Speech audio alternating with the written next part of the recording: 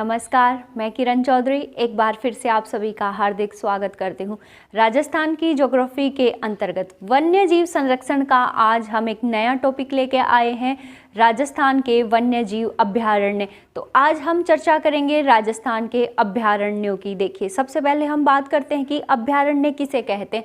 तो देखिए, नाम से ही स्पष्ट हो रहा है, अभ्यारण्य अभय यानी और अरण्य का मतलब जंगल, यानी जो जंगली जीव जंतु है, जंगल में निवास करने वाले जीव जंतु है, वो अभय यानी बिना किसी डर के ऐसे क्षेत्र में जो है विचरण कर सकते हैं। अभयारण्यों की जो है घोषणा का कार्य राजस्थान की गवर्नमेंट करती है और वर्तमान समय में राजस्थान में 26 अभयारण्य है।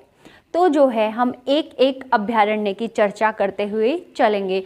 तो देखिए, शुरुआत करते हैं हम। देखिए, ये जो अभयारण्य है बहुत ही इम्पोर्टेंट है, एग्ज़ाम्स में क्वेश्चन यहाँ से पूछे जाते हैं। और ये जो अभयारण्य है, जिस तरीके से यहाँ से क्वेश्चन पूछे जाते हैं मोस्टली कि ये अभयारण्य कौन से ज़िले में है, दूसरी कि उसी हर अभयारण्य कुछ ना कुछ उसकी एक अलग खासियत होती है, वहीं से क्वेश्चन पूछा जाता है। तो शुरुआत करते हैं। देखिए, पहला अभयारण्य हम लेते हैं सरिस्का। तो सरिस्का अभयारण्य पहले भी जो है हमने पिछले हमारे जो वीडियो हैं वहाँ भी हमने सरिस्का का जो है जिक्र किया है, क्योंकि सरिस्का जो है बाघ परियोजना में भी शामिल है, सरिस्का नेशनल पार्क भी है। तो सरिस्का का अध्ययन हम जो है पिछले जो वीडियो है नेशनल पार्क और जो बाघ परियोजना उसमें बहुत विस्तार से कर चुके हैं। तो आगे देख लेते हैं, लेकिन एक बार अभयारण्य में इसको फिर से एक बार सरिस्का। तो सबसे पहले सरिस्का कौन से ज़िले में है, तो अब तक हमें बहुत अच्छे से याद हो गया होगा, सरिस्का है अलवर में। और इसे अभयारण्य का दर्जा कब दिया गया, यानी कब इस सरिस्का को अभयारण्य के रूप में जो है घोषित किया गया राजस्थान की गवर्नमेंट के द्वारा। तो 1955 में इसे अभयारण्य का दर्जा दिया गया। ठीक है, यहाँ की कुछ खास बात है कि यहाँ एक तो आपको बाघ नजर आएंगे। अभी मैंने बोला कि बाघ परियोजना भी जो है इस सरिस्का में संचालित है। उसके बाद यहाँ की एक खासियत है कि यहाँ पर आपको हरा कबूतर जो है नज़र आएगा। वृक्षों की बात करें तो कोंच का वृक्ष जो है यहाँ आपको देखने को मिलेगा। कुछ ऐसे और स्थल है जो कि बहुत ही महत्वपूर्ण है। सिलीसेट झील जो बहुत एक दर्शनीय स्थल के रूप में भी चर्चित रहती है। इसके अलावा पांडुपोल और बृहत्तरी की समाधि और बृहत्तरी की गुफा, नीलकंठ महादेव का मंदिर यहाँ है। इसके अलावा देखिए, दारा सिकोह को भी इसी सरिस्का अभयारण्य में एक दुर्ग है, एक किला है, उसके अंदर जो है कैद करके रखा गया था किले के अंदर।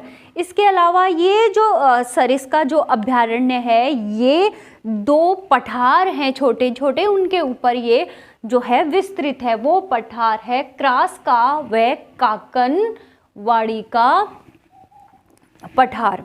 ये कुछ इम्पोर्टेंट फैक्ट है सरिस्का अभयारण्य से संबंधित, जहाँ से क्वेश्चन पूछ लिए जाते हैं। जैसे कि हरा कबूतर कौन से अभयारण्य की विशेषता है, तो हरा कबूतर आपको सिर्फ सरिस्का अभयारण्य में ही देखने को मिलता है। ठीक है, दूसरे अभयारण्य की तरफ हम बढ़ते हैं, सरिस्का ए। देखिए, ये जो सरिस्का जो अभयारण्य है इसी का एक टुकड़ा है, इसी को तोड़ करके एक छोटे से हिस्से को सरिस्का ए नाम दिया गया। ऐसा कब किया गया, तो 2012 में राजस्थान की गवर्नमेंट के द्वारा ऐसा किया गया।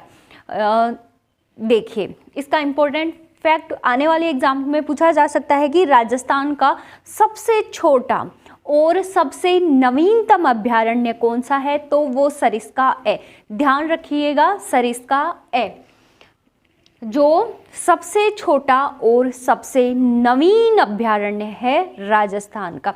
देखिए अगर हम देश की बात करें तो जो अंडमान निकोबार है वहाँ पर पूरे देश के सर्वाधिक अभयारण्य पाए जाते हैं, यानी सर्वाधिक अभयारण्य कहाँ है? अंडमान निकोबार में। जैसे राजस्थान में 26 अभयारण्य है, तो भारत में कुल मिला के 545 के लगभग अभयारण्य हैं, उनमें से 26 राजस्थान में है। नेक्स्ट अभयारण्य की तरफ हम बढ़ते, देखिए तो 2 अभयारण्य, 26 जो अभयारण्य हैं उनमें से 2 अभयारण्य अलवर जिले में है, सरिस्का और सरिस्का ए, ध्यान रखिएगा। फिर हम बात करते हैं जयसमंद। देखिए ये जो अगले 3 हमारे अभयारण्य हैं, जयसमंद, फुलवारी की नाल और सज्जनगढ़, ये तीनों के तीनों अभयारण्य उदयपुर जिले में है। तो देखिए जयसमंद अभयारण्य, इसकी स्थापना हुई 1955 में, ठीक है। खास कुछ फैक्ट है उसकी बात करें तो ये जो जयसमंद अभयारण्य है उसी झील का आसपास का इलाका है। इसके अलावा ये जयसमंद अभयारण्य स्पेशली जो है जाना जाता है बघेरे के लिए। उसके बाद हम बात करें फुलवारी की नाल। फुलवारी की नाल कौन से ज़िले में है? उदयपुर ज़िले में। आपको बिल्कुल अच्छी तरीके से याद होना चाहिए कि फुलवारी की नाल जो अभयारण्य है वो कौन से ज़िले में है, क्योंकि बहुत बार पूछा गया है फुलवारी की नाल कौन से ज़िले में है। इसकी स्थापना या घोषणा हुई 1983 में। नेक्स्ट उदयपुर का तीसरा सज्जनगढ़ 1987 में, और ये दूसरा सबसे छोटा अभयारण्य है राजस्थान का। पहला कौन सा था? सरिस्का ए, और दूसरा सबसे छोटा है सज्जनगढ़, जिसकी स्थापना 1987 में हुई। तो ये थे राजस्थान के 3 अभयारण्य, जयसमंद, फुलवारी की नाल और सज्जनगढ़। अब हम अगले अभयारण्य की तरफ बढ़ते हैं, ताल छपर। देखिए ताल छपर जो अभयारण्य है वो कौन से ज़िले में है? तो वो चूरू जिले में है। बहुत अच्छे से ध्यान रखिएगा इस बात को, क्यों? क्योंकि ये शेखावाटी का एकमात्र अभयारण्य है। तो ताल छपर चूरू जिले में घोषणा हुई 1962 में, और किस लिए ये मुख्य रूप से जाना जाता है? तो कृष्ण मृग है, यहाँ आपको देखने को मिलेंगे। इसके अलावा इसको जो है कुरंजा की शरण स्थली के रूप में भी जाना जाता है। तो ये बहुत इम्पोर्टेंट फैक्ट है, इसको आप याद रखिएगा कि ताल छापर कुरंजा की शरण स्थली के रूप में जाना जाता है।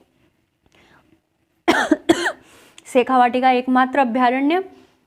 नेक्स्ट है सवाई मानसिंह अभयारण्य। देखिए सवाई मानसिंह अभयारण्य कौन से ज़िले में है? तो कहीं ना कहीं जयपुर ज़िला आपके दिमाग में आ रहा होगा, क्योंकि हमें पता है कि मानसिंह जयपुर ज़िले के जो है शासक थे। लेकिन ये सवाई मानसिंह अभयारण्य कहाँ है? सवाई माधोपुर ज़िले में, क्योंकि ये जो भी आमेर, पहले जयपुर बाद में बना, पहले यहाँ के जो शासक है वो आमेर के शासक कहलाते थे। तो आमेर जो है बहुत घनिष्ठ रूप से जुड़ा हुआ था सवाई माधोपुर से।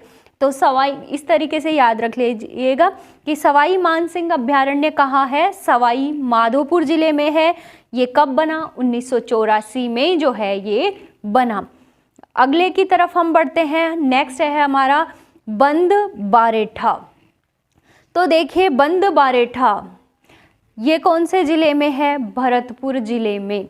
तो बंद बारेठा से दिमाग में आपके कुछ और याद आ रहा होगा कि ये बंद बारेठा एक बांध भी है जो भरतपुर ज़िले में है। अगर आपने बांधों वाला चैप्टर अच्छे से पढ़ा है तो कोई जो है प्रॉब्लम नहीं आएगी। और जो है ये कब बना? तो 1985 में इसे अभयारण्य का दर्जा दिया गया, और पक्षियों के लिए ये प्रसिद्ध है। यानी यहाँ मुख्यतः जो है जो पशु पक्षी जो जंगल में विचरण करते हैं उनमें सर्वाधिक यहाँ पशुओं की बजाय पक्षी यहाँ पर विचरण करते हैं।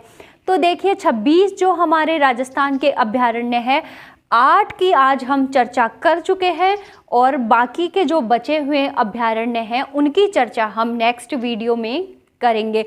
तब तक आप जो है एक बार वीडियो को दोबारा देखिए, अच्छे से इनको याद कर लीजिए और तब तक, और अगर वीडियो अच्छा लगा है तो लाइक कीजिए, शेयर कीजिए और चैनल को सब्सक्राइब करना बिल्कुल मत भूलिएगा। धन्यवाद।